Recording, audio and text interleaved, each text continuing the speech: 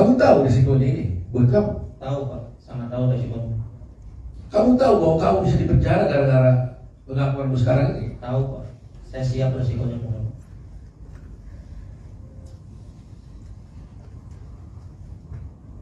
Saya mau tanya, kok kamu gak datang ke pengadilan? Kan kamu diberi berita acara di Polres. Iya. Apa kamu gak dipanggil pengadilan? Dipanggil Pak. Ada surat panggilannya datang ke rumah. Oh ada. Ada. Terus kurang gak datang?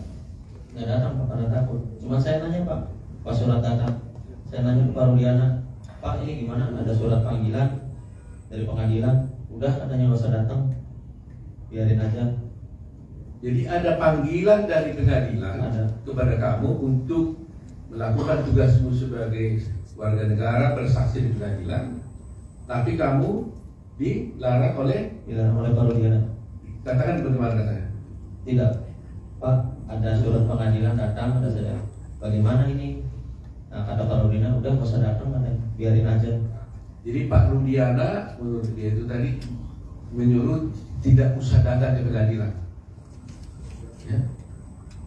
Jadi sekali sudah tahu tuh pasal apa yang dilanggar itu kalau seperti itu kan, melarang orang tidak datang ke pengadilan, padahal itu adalah kewajiban hukum dia. Tapi Rudiana mengakibatkan. Saudara tahu kenapa kamu dilarang datang ke pengadilan? Tidak tahu Pak, hanya bilang gitu saja. Oh hanya bisa bilang itu saja. Jangan datang, tidak perlu datang ke pengadilan.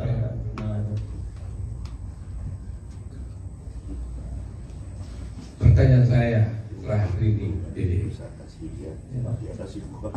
Kenapa kamu tiba-tiba sekarang mau datang ke sini? Karena saya mikir merasa bersalah Pak. Ya selama 8 tahun pun sebenarnya saya mau jujur Pak, mau mengungkap ini sebenarnya Pak. Cuman saya bingung Pak, mau mengungkap ke siapa Pak? Pendamping pun saya nggak punya. Sebenarnya selama 8 tahun saya merasa bersalah Pak. Bayangin Pak, saya hidup enak di sini Pak, bisa kerja, bisa nikah istilahnya Pak, sama anak istri bisa bahagia. Sedangkan dia di penjara seumur hidup Pak. Saya merasa berdosa selama 8 tahun, merasa. Nah, saya putuskan kemarin Pak, seminggu sebelum saya bertemu Kang Deddy, saya putuskan benar-benar Pak. Tekad saya harus pulang, saya harus terima resikonya, apapun resikonya, entah ada hukuman buat saya terima Pak. Siapa yang menghubungi kamu datang ke Pak Deddy? Inisiatif kamu sendiri atau gimana? Inisiatif saya sendiri Pak, tapi rundingan sama keluarga Pak. Teteh dulu. Oh jadi setelah lihat viral-viral begini, kamu rundingan sama keluarga? Rundingan sama keluarga. Apa? Gimana rundingan? Ya, teteh Pak, sebelum 11,5 viral itu Pak, teteh pernah bilang Pak, Dek, apa datang aja ke Pak Deddy? Kata saya bilang, nanti aja lah, karena saya belum siap Pak, masih takut dan bingung kehilangan pekerjaan Pak. Nah terus setelah dorong keluarga dorong terus, nah seminggu sebelum Pak Deddy, nah tekad saya bulatin, fisik saya kuatin, saya bilang malam itu juga jam 11, saya bilang udah kontak Pak Deddy ke Instagram, cuman tidak direspon Pak. Baru saya ke TikTok Ferry, terus ke TikTok Ferry, teteh tuh suruh ke TikTok Ferry, terus direspon alhamdulillah Pak. Jadi teman-teman wartawan sudah lihat di sini, yang menghubungi Kang Deddy ini adalah dia. Kita tidak mencari-cari, tidak menemukan Deddy. Deddy sendiri yang berunding dengan keluarganya merasa bersalah dan akhirnya datang menemui Kang Deddy dan Kang Deddy membawa ke sini. Pokoknya saya tegaskan, intinya saya keluar itu bukan dicari dengan Pak Deddy, bukan ada yang dari luar menyuruh saya. Karena ini inisiatif saya sendiri, merasa bersalah, dan keluarga, ada dorongan dari keluarga, udah selebihnya nggak ada lagi. Dede, Ya. kamu kan tadi mengaku sudah bersalah melakukan memberikan keterangan palsu dulu atas arahan daripada AF dan juga Rudiana. Ya, kita juga pernah melaporkan kamu juga, Ya. iya kan? Tapi sekarang kamu datang mengaku bersalah. Kamu tahu risikonya ini buat kamu? Tahu Pak, sangat tahu resikonya. Kamu tahu bahwa kamu bisa dipenjara gara-gara pengakuanmu sekarang ini? Tahu Pak, saya siap resikonya Pak.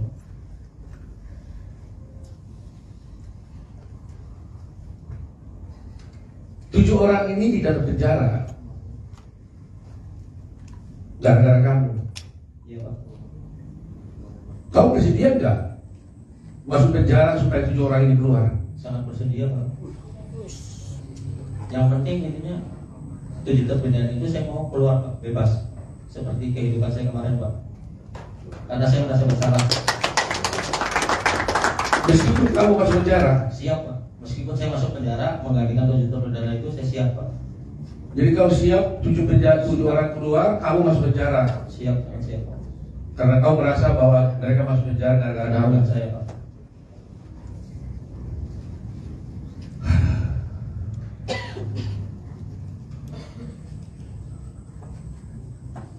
Terima kasih ya Dede ya. Semuanya. Walaupun kamu ini sudah berbuat salah, tapi Tuhan menolong bahwa kamu bisa dibuka hati pikiranmu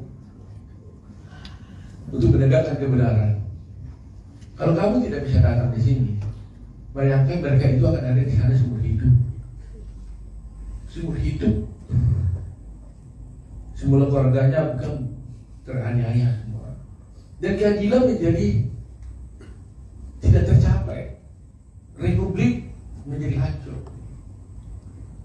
Tapi dengan keberanianmu Dede, meskipun kau bersalah, ya saya harap di dalam hukum sebenarnya Dede, saya bisa jelaskan sedikit. Belum tentu juga kau bisa harus dihukum, walaupun kau bersalah. Karena di dalam hukum itu Dede, ada juga namanya alasan pemaaf, ada alasan pembenar, ada alasan penghapus untuk pidana dan sebagainya. Mudah-mudahan hakim nanti, kalau kamu harus diproses, ya, karena hukum ini kan ada yang formal. Formalnya kamu bersalah, memberikan kesaksian palsu di pengadilan, akhirnya orang dihukum, akhirnya dihukum sampai seumur hidup. Apakah nanti pemanya dengan pengakuanmu itu mereka jadi bebas, kau tetap harus diproses pidana? Saya tidak bisa katakan apa-apa, tergantung kepada kepolisian dan juga kepada pengadilan apakah memberikan hukuman pada kamu. Tetapi karena keberanian untuk berbuat baik, untuk bertobat, menyatakan kebenaran, kami tetap dari berani akan membela kamu. Supaya jangan ada yang takut untuk bertindak menyatakan yang benar. Jangan ada yang takut. Download Tribun X sekarang. Menghadirkan lokal menjadi Indonesia.